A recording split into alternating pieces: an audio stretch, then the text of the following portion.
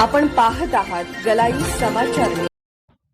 महाराष्ट्राचे लाडके मुख्यमंत्री देवेंद्र फडणवीस साहेब, या जिल्ह्याचे पालकमंत्री आदरणीय चंद्रकांतदादा पाटील, तसेच जतचे आमदार गोपीचंद्र पडळकर साहेब, आदरणीय वैभवदादा पाटील, अमरसिंह देशमुख बापू यांच्या नेतृत्वाखाली जिल्हा परिषद खरसुंडी गटातून माननीय श्री चंद्रकांत भाऊ पाटील यांना उमेदवारी जाहीर करण्यात आली आहे.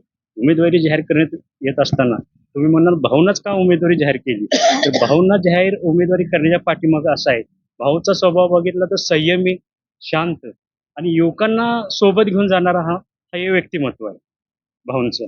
आणि विकासाची गंगा बघितली ह्या नेलकरंजीत तर तुम्हाला कुठे काय असं वाटणार नाही की कुठे विकास झाला नाही किंवा कुठे विकास थांबलाय, असं नाही. ह्यासाठी ही निवडणूक पूर्णपणे युवा पिढीने हातात घेतलेली आहे. आजची जी जिल्हा परिषदची निवडणूक आहे ही पूर्णपणे युवा पिढीने हातात घेतलेली आहे. का तर जिल्हा परिषद फक्त गावाचाच विकास करायचा नाही भावना, तर पूर्ण जिल्हा परिषद गटाचा विकास करायचा आहे.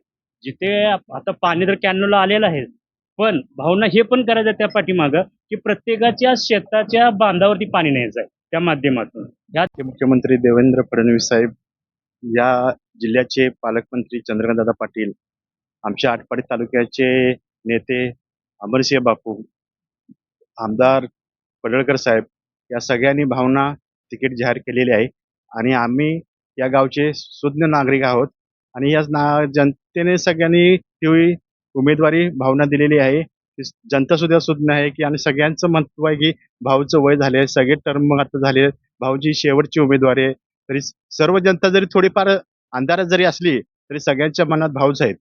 काही जण खुलेआम येत नाहीत की भाऊच्या पाठीशी, पण त्यांची काय जणांना आम्ही गावात सुद्धा हे घेतलं, बाबा काय येत नाही काय नाही, तर म्हणले आमचं सगळं विचार भाऊच्याच पाठीशी आहे. भाऊची शेवटची टर्म आहे आणि भाऊच्या वरती यावर्षी काय पण करून गुलाल टाकायचाच आहे त्यासाठी. आणि आम्ही सर्वजण भाऊंच्या पाठीशी आहे. आमचा गाव, आमचा समाज पूर्ण भाऊंच्या पाठीशी आहे. आजूबाजूची सर्व गावं भाऊंच्या पाठीशी आहेत, पण ती काही जण खुली येत नाहीत, काय गुपित आहेत, पण त्यांच्या मनात भाऊच आहेत. हे तुम्हाला मतदानातून दिसून येईल. जनतांना मी हीच आवाहन करेन की भाऊंचा विकास बघा.